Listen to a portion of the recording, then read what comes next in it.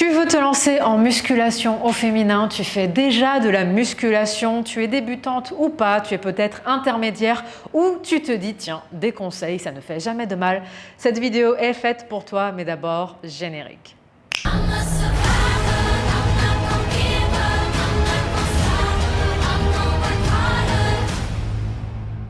Hello, c'est Cara, j'espère que tu vas bien sur ton champ de bataille. La vidéo d'aujourd'hui est dans un cadre un petit peu spécial. Nous voici sur les lieux du tournage de mon Booty Bomb Challenge. La 3e édition revient cet été 2022. C'est un programme de musculation féminine axé sur les fessiers. Alors oui, on va travailler l'ensemble du corps, on va le faire en temps réel à la maison, on va le faire avec des charges que l'on va adapter. Bref, c'est le programme de cet été. Je l'annonce un mois à l'avance, ce n'est pas pour rien, c'est parce que cette fois-ci, aucune excuse pour le rater. Donc tu me mets un rappel le 12 juin. Tu arrêtes aussi la vidéo tout de suite maintenant et tu me laisses un pouce vers le haut. C'est 100% gratuit, ça soutient la chaîne, ça me fait du bien, ça te fait du bien. Et on va attaquer le vif du sujet de cette vidéo spéciale. Oui, aussi, le Booty Bomb Challenge est de retour, mais mon Seasons Challenge été aussi sera de retour à cette même date. Donc il ne faut vraiment pas rater ça. Attaquons maintenant le vif du sujet de cette vidéo qui est donc une édition 2022 de mes 3 meilleurs conseils pour les débutantes en musculation.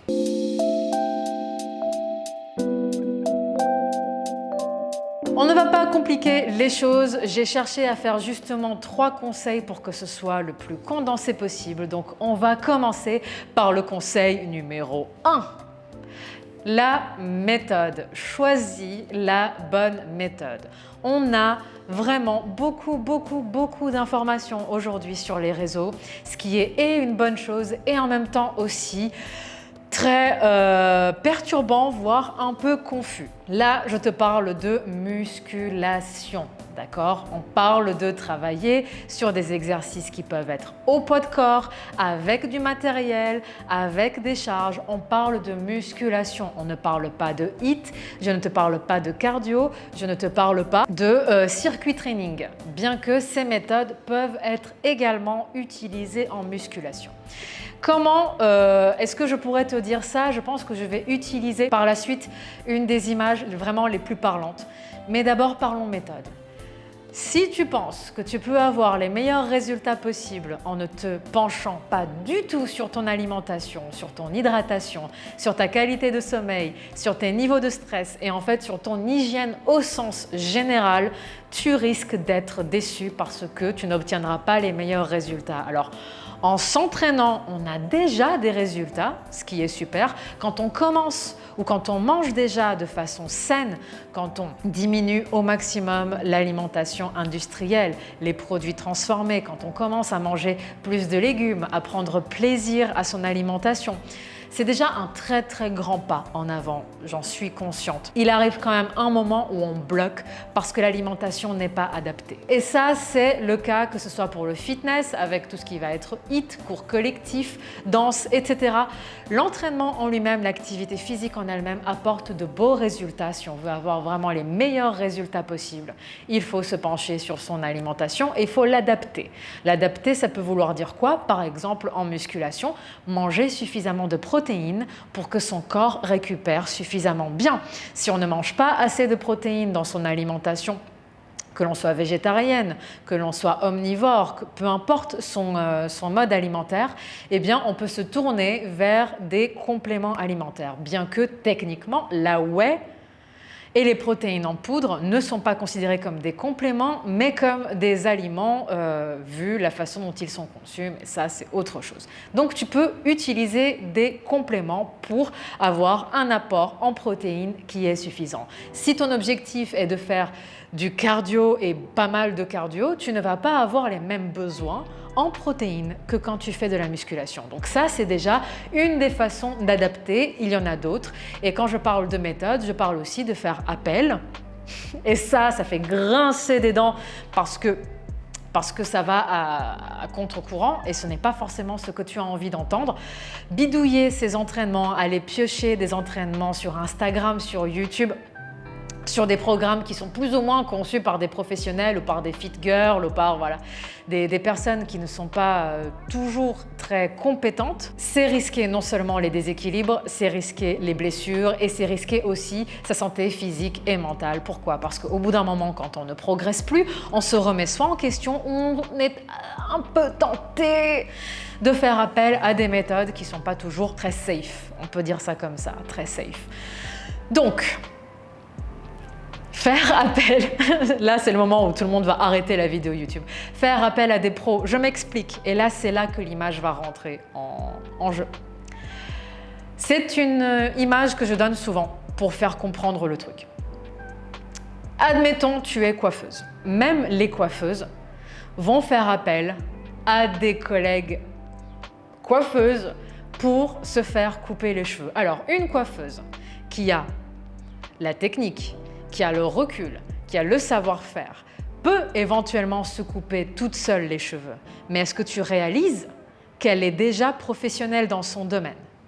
Alors, est-ce que tu penses que toi, à la maison, sans aucune formation en coiffure, tu auras le même résultat qu'une coiffeuse qui est non seulement compétente, diplômée, professionnelle, qui a de l'expérience et du recul pour te créer ta coupe de cheveux?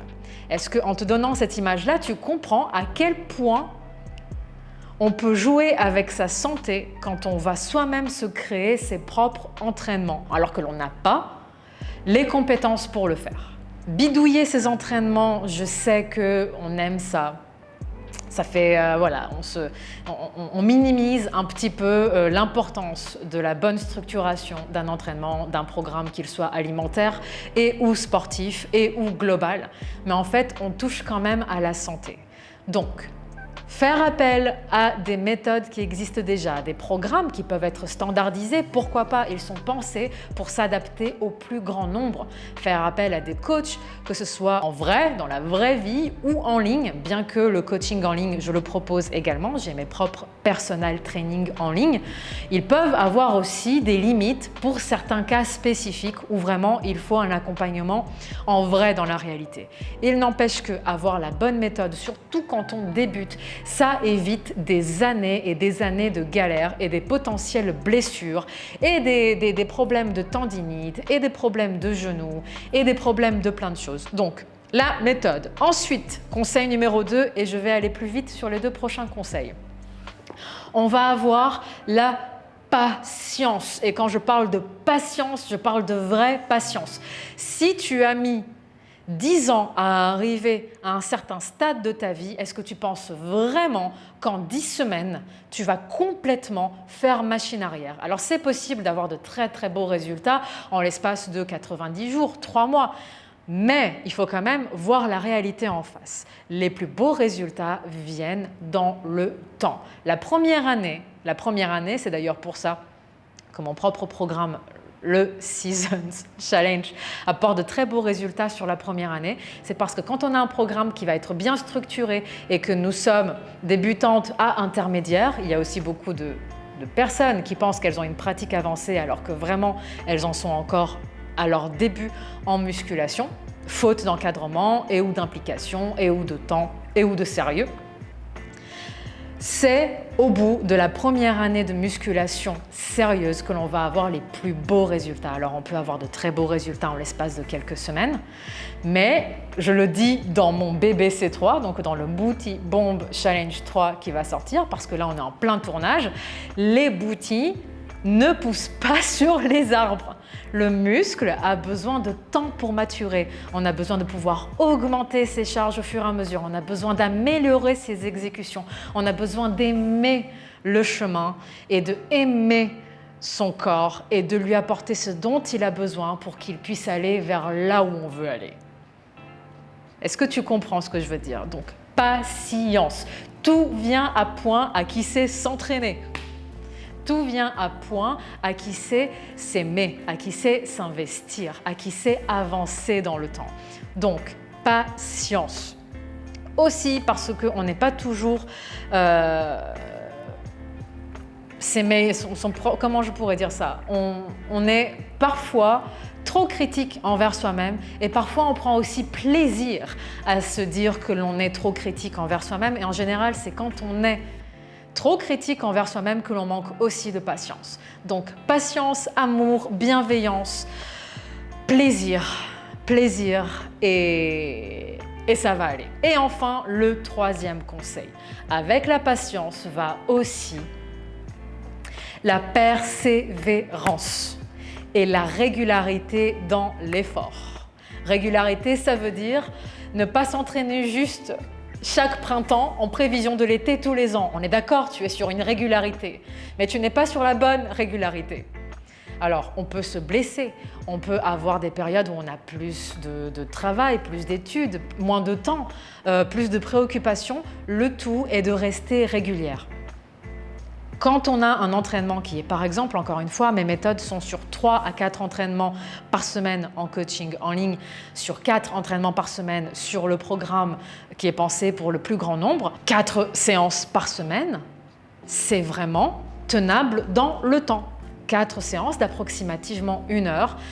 À certains moments, on peut peut-être pas compléter les 4, mais on fait son maximum et surtout, on s'entraîne sur le long terme et on est régulière dans son effort. Et c'est quand on est régulière dans son effort et que l'on avance en se battant pour soi dans une dynamique positive que les choses se mettent progressivement en place et que l'on change le regard que l'on porte sur soi et que l'on avance et que progressivement on apprend à apprécier non seulement le chemin mais aussi notre propre corps pour ce qu'il peut nous apporter. C'est aussi là la beauté de ce que peut apporter la musculation si c'est fait dans une dynamique positive et de façon optimiste et pas dans le no pain, no gain. Alors je suis d'accord, un de mes mottos, une des choses qui m'anime dans la vie, c'est le quand on veut, on peut. Le tout est d'avoir le quand on veut, on peut dans les bonnes conditions. Le no pain, no gain, il faut se mettre minable, il faut se faire du mal, il faut se battre contre soi. Ça apporte des résultats sur une durée et ensuite ça ne marche plus parce qu'on n'est pas dans une dynamique positive. Donc, méthode, patience et régularité. Et là, tu as vraiment les 3 meilleurs conseils que je puisse donner non seulement à des débutantes, mais à des pratiquantes tout court. La musculation apporte de très beaux résultats. Ça peut vraiment changer complètement la donne pour toi. Ça transforme des vies. C'est une des choses que je trouve les plus incroyables dans ce partage que j'ai sur les réseaux, c'est de pouvoir changer et apporter quelque chose de positif à des vies, à des réalités, à des femmes.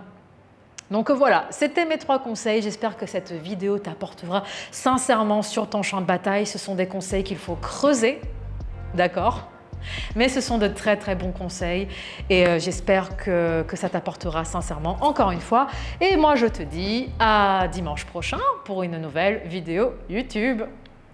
Voilà, ciao ciao.